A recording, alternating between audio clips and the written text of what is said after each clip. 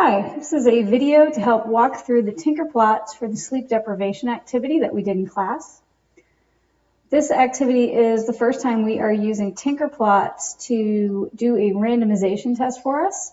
And remember, the process that we use to do this is we take our improvement scores and we're going to randomly reassign them to the treatment variable, which is either to be sleep deprived or have unrestricted sleep. So the way we're going to do this is we're going to set up a sampler that's going to have two pieces. You drag down a sampler, and I'm going to start by just emptying it out. Okay, so the first piece of the sampler is going to be something called a counter. I'm going to drag the counter up into the sampler and let go. The counter, I'm going to copy my improvement scores into the counter. So I edit, copy attribute. Then click on this light gray part, not in the part where it says empty, and then go back up and edit, paste the cases. Now what this counter is going to do, and I'm going to set it to 21 because we had 21 people in the original data set. What it's going to do is it's going to give me exactly the same scores that we started with over here in exactly the same order. So there's nothing random about this, it's just giving us a list of all those scores. So I'm going to name those. Those are my improvement scores. Now the second piece is going to be to reassign the treatment condition randomly. So in order to do that, I'm going to use something called stacks. So I'm going to add stacks to this and make what's called a linked sampler. So to do that, I click on the stacks and drag it up here. I don't let go of it now or it's going to replace my improvement. Instead, I drag it until I see this black box at the right, and then I let go.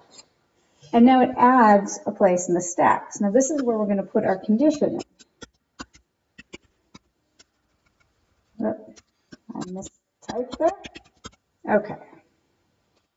Okay, so we have two conditions. We have sleep deprived or unrestricted sleep. So I'm going to add two stacks, plus,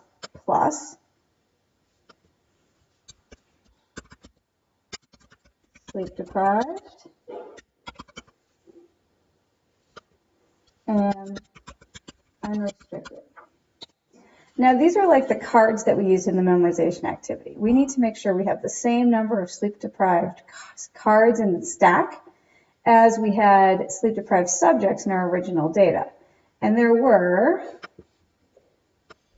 11 sleep deprived subjects in the original data. So I'm going to click this and go down to show count and change sleep deprived to 11. And there were 10 in the unrestricted sleep group. So I'm going to change my unrestricted to have 10 in it. And then to make sure I always have exactly 10 sleep deprived and 10 unrestricted sleepers, I'm going to change it so that I'm sampling from this without replacement. So I just go to the pull down, go to replacement, and change to without replacement. Now I'm going to run my model one more time, and it's going to draw two things each time. It's going to draw one improvement, and it's going to draw one of these condition cards. Okay, let's run it. It'll do that 21 times. There we go. Okay, so what we have here, if we look, so we have all of our original scores. We have them randomly reassigned to the conditions so that we can see the kinds of differences that might have happened just by chance if the improvement scores would have been the same no matter what, and the difference is just because of how the groups happen to be assigned.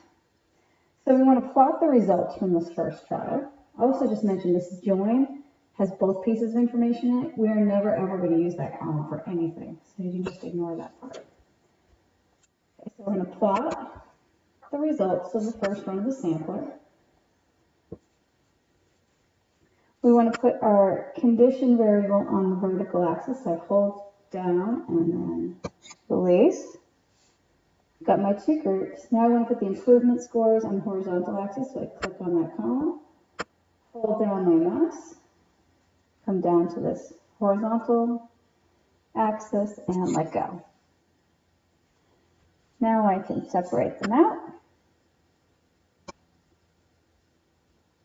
stack them, find the averages, and ultimately what I need is I need to calculate the difference. Now, our observed difference, we took the unrestricted group minus the sleep deprived, and we got a difference of 15.93. So we're going to want to make sure we're subtracting in the same order. I use my ruler to do that. So I want to take my unrestricted. You need to make absolutely sure you don't want to just get the line in the right place. You've got to drag your little pointer right over that mean. Let's see. Drag my little mouse pointer right over that mean so I get a purple circle around it. And the same thing the other way. Drag the other line down until I get a purple circle around the mean triangle. Okay, so now it's calculated the difference for me. I want to collect that, so I click on it. And once I've got the box around it, I right-click and collect statistics. And then to do my additional trials, I just say, okay, I want a total of 100. I need 99 more, and I collect. So each time that the sampler runs, it is randomly reassigning the treatment variable for each of these improvement scores, and we're getting an idea of the kinds of differences that might occur by chance if the null model is true, and that whether someone is in the sleep-deprived state or if they've had unrestricted sleep makes no difference. Here we go, which looks like it's just about done, and we'll be able to plot our distribution of differences.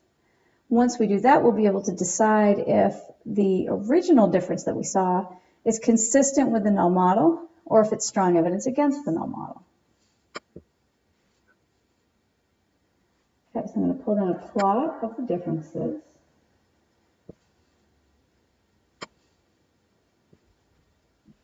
Separate them. Stack them. And now I can evaluate how unusual is it to have a difference of 15.93. Now my distribution is centered around 0. This tells me that my null model is set up properly here, and that I am in fact simulating results assuming that the true difference between these conditions is 0. Since our null model is a difference of 0, that's why it's centered at 0. Okay, so now I'm going to use the divider tool to calculate my strength of evidence, or my p-value. P-value is just another way of saying strength of evidence. I click here, put in my 15.93, which is my observed difference, and figure out what percentage of the dots are as extreme in this distribution as our observed difference, or even more extreme. I put my percentage in there, and I have a p-value for my simulation of 1%, which means that if sleep deprivation truly didn't make any difference in terms of people's improvement, then the chance of seeing a difference as big as 15.93 or even bigger is only 1%. That's something that would be really surprising to see if the null model is true. So since my p-value here is 1%, it's less than 5%, we're going to reject the null model, and we can see that there is strong evidence that sleep deprivation does impact improvement scores.